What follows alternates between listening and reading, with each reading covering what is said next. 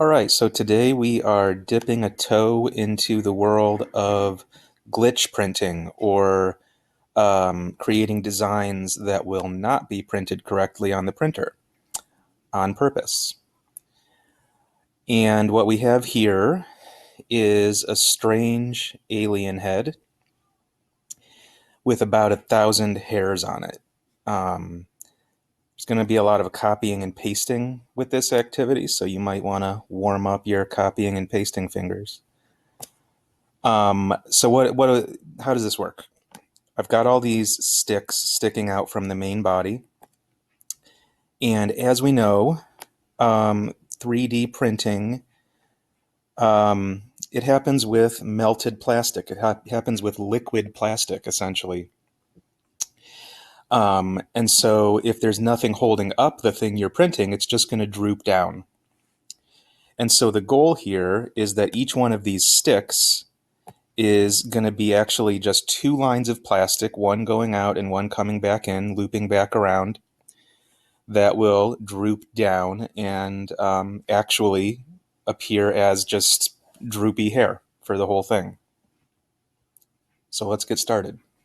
Let me start a new one from scratch.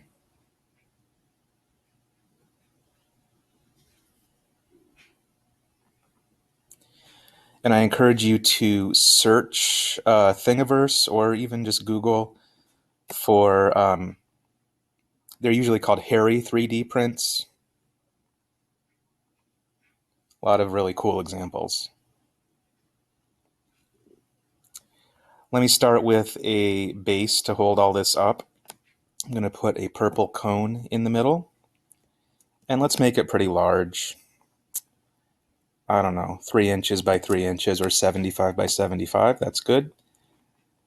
Let me hold everything together with a cylinder in the middle, and I'm going to hold shift to avoid warping it. And for now, 40 something is pretty good. And I'm just going to stretch that up. This is going to be a pretty large item. That's good. So I've just created a base for my object, which is a cone and a cylinder overlapping. So let's think about the actual hairs. Let's create one hair to begin with. I'm going to zoom in with F. So, right, okay. The layer size that I'm going to use for this activity is 0.25 millimeters, meaning each line that the printer creates is 0.25 millimeters wide. I choose that because it's easy. It's easy to divide into other things. 1/4 of a millimeter, and I can actually snap my grid down to 0.25, which I will do right now. So I need a stick that is 2 lines wide, or exactly 0.5 millimeters. And we have to leave these sizes alone. This is not the kind of thing we can change the size of later, because we want it to, it needs to be perfect. So, right. Okay, so I'm going to flatten this out to how much? Exactly 0.25, which I'm just going to type in to get it perfect. Great. And then how long does it need to be? It doesn't matter too much. It depends how large you'd like to make the thing. I'll call this 100. So just to review, I've created my first hair piece, hair shape, if you want to call it that. And the dimensions are 0.5 millimeters wide, 100 millimeters long, and 0.25 millimeters tall. So when this prints, as long as it's all in the same horizontal layer, you cannot tip it at all, then it'll print as 2 lines of plastic, one going all the way out, and then it turns around and comes all the way back. And next we're going to start copying and pasting this. So if I want to make 1,000 hairs, then I have to copy and paste 1,000 times, right? Well, let's see. Let's see how many times it takes. Let's do this first. Copy and paste. And I'm going to move this grid back to 1 so I can get my arrow movements moving at a reasonable speed again. So I'm going to line up this copy right next to the other one with just a little gap in the middle so I can see where the middle is. So now I have 2. By the way, let's move all of this, move the base off to the side because I need more space. I am just going to double check with my camera that these are all perfectly lined up, and since they are, I'm just going to group them. So now I have 2 that actually counts as one shape. Copy and paste. It's hard to see, but there is a second one there. So I start, I'm just going to zoom in so I can really line this up. Ugh, now I need to move the grid back. That's fine. Okay, so now it's perfectly lined up. And I want to rotate. Well, by how much? Let's start with 90 degrees. Cool. I have 4 sticks. You see where this is going yet? I'm going to group all of this together. I have just these 2 shapes. And now it's one shape that should form a cross. And now I'm going to copy and paste again. Line it up perfectly in the middle so it's exactly overlapping. And just double check, make sure that looks fine. And then rotate, this time 45 degrees. And then just double check, you've got that gap in the middle so you can make sure everything's pretty much centered. And I'm going to drag a box. It says 2 shapes. Now I group those and I have 1 shape. Copy and paste. Line it up.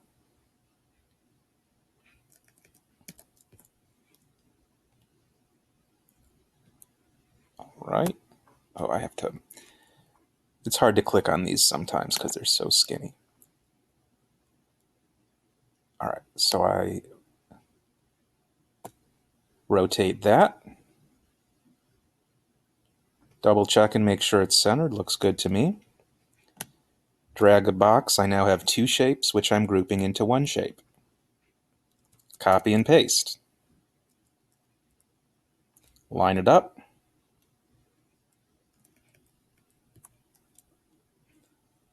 And now you don't even have the snap grid anymore. Okay, hold on. I need to zoom out because I need to get to the outside of the rotation now. And at this point, I'm just kind of eyeballing it. But I think that will work. Shall we do one more? Sure. Group it. Copy and paste.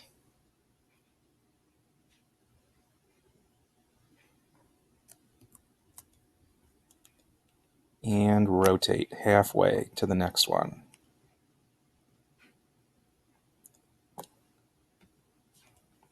Cool. So I think we've got our first layer of hair done. Gonna drag the box. I have 2 shapes. Well, group it to 1.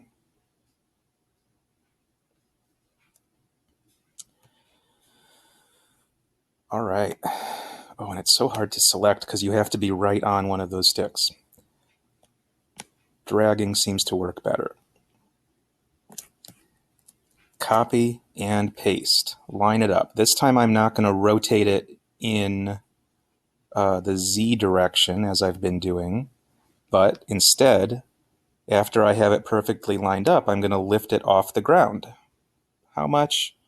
I don't know. I think 10 millimeters is a decent separation between the layers. So now I have the first 2 layers of hair done.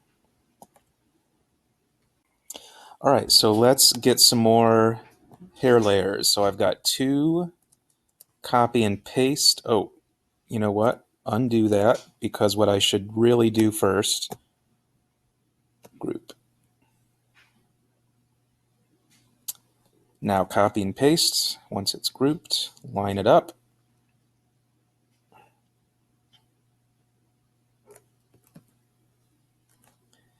and drag it off the ground. How much? I think 20 this time. Ooh, 19. Let's go one more. All right.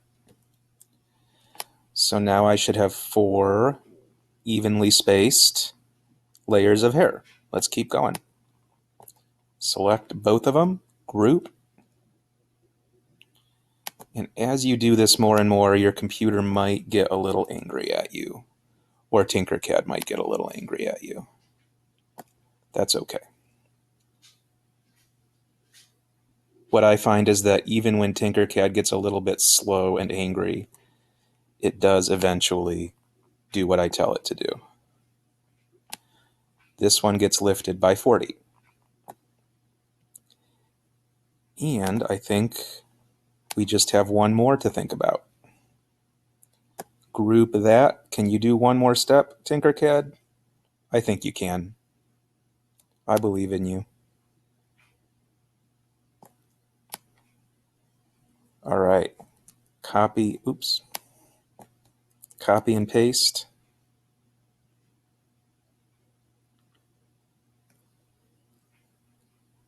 Line it up.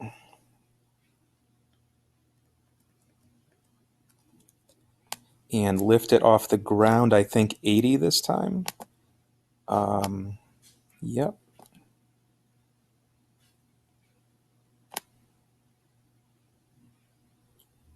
Doesn't have to be perfect. Ugh, all right. Cool. Group those. We have hair. So let's think about getting it moved onto the base. Whoa, cool. All right. First, zoom over here. Let me just line this up a little better.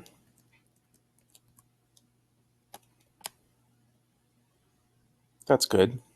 So now I'm going to group these two shapes. Oh, unless, hold on. Is this tall enough? It's not tall enough yet. So let's rise it up just a little bit more. And in fact, we're probably going to want to raise this off. So 200 is good, yeah. Because we want to raise the hair off the ground even. So I'm grouping those two pieces. All right, how do we do this? Let's see. I'm going to put this right in the middle of the workspace, and I'm going to see if I can... Ooh, geez. I'm going to have to use the arrows. Not bad, and I'm just going to try... Oh, wow, I was way off. That's why it's important to use different camera angles. It doesn't have to be perfectly centered, but it is very important that the middle of each stick is overlapping with that center shape, which I think it is now.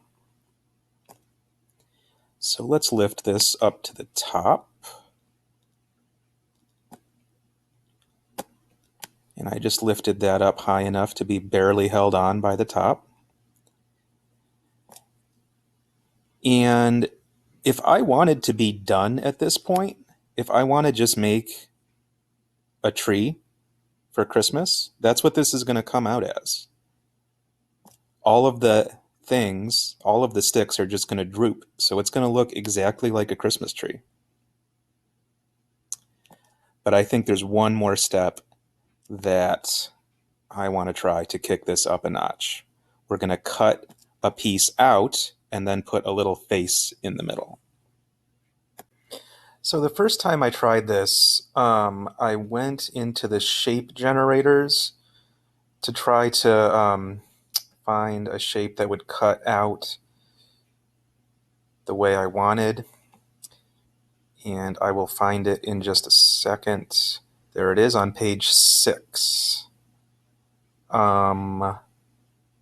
Which one? It was the sliced cylinder. And this is nice because you can change the arc on it. I don't want it to go all the way around. Maybe I just want it to go 80 degrees. So then I can make this into a hole and line it up with what I want to line it up with. So that's one thing you could try. But I actually want to try a somewhat simpler method of cutting things out.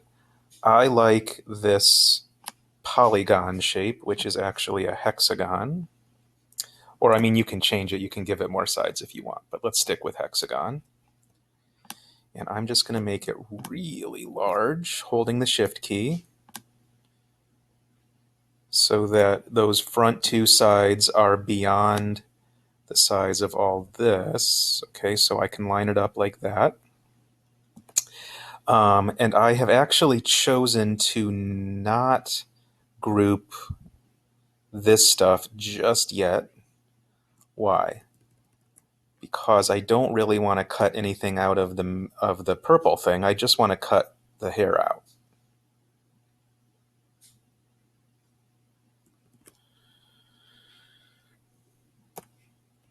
And I change that into a hole. I'm almost there. I will have to be creative with the cameras. Ooh, so you need that blue edge of the hole to be going right down the middle. I think that looks like it's nicely centered. Looking from the top and bottom is often very helpful when you're trying to line things up perfectly. That looks good to me. So what I need to do now is drag over. It should say two shapes. The first shape is the hair shape, and the second one is the hole that I just created. Group them. And this is another thing that Tinkercad might need a second to think about.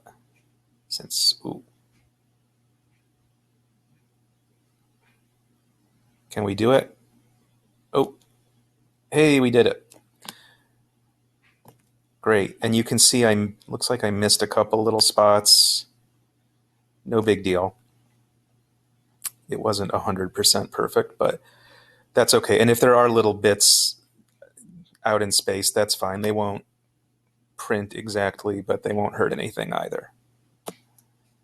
So I'm going to grab that and move it back into place. Try to get it centered.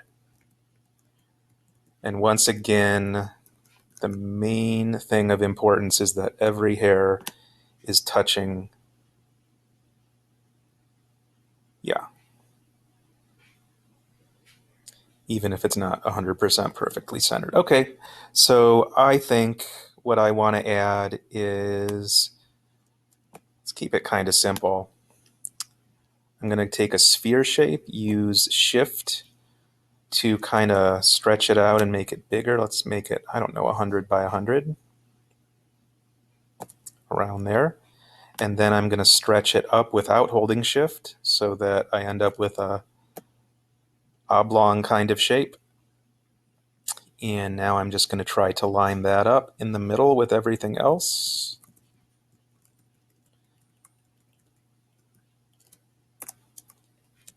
And if I look from the top, I can line it up pretty exactly with the purple part at least. I like that. Let's try stretching it just a little more this way. Okay. And let's add just a couple of little facial features. All right, so for facial details, let's just start with a couple eyeballs, which can be 20 by 20, I suppose, or you can make them a little bigger. And I'm just going to lift that off the ground using F to zoom in whenever I get off center.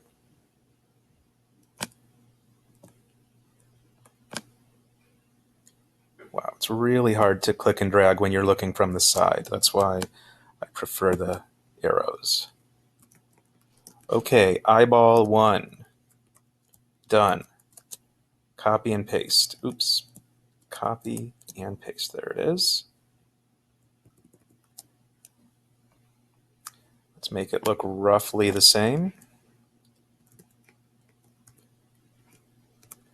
And, slightly higher.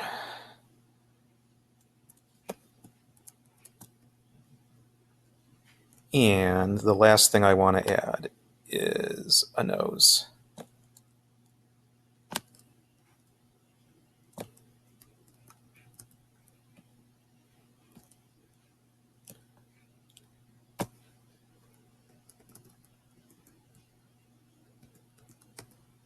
How about that? So now I have a strange little person with hair.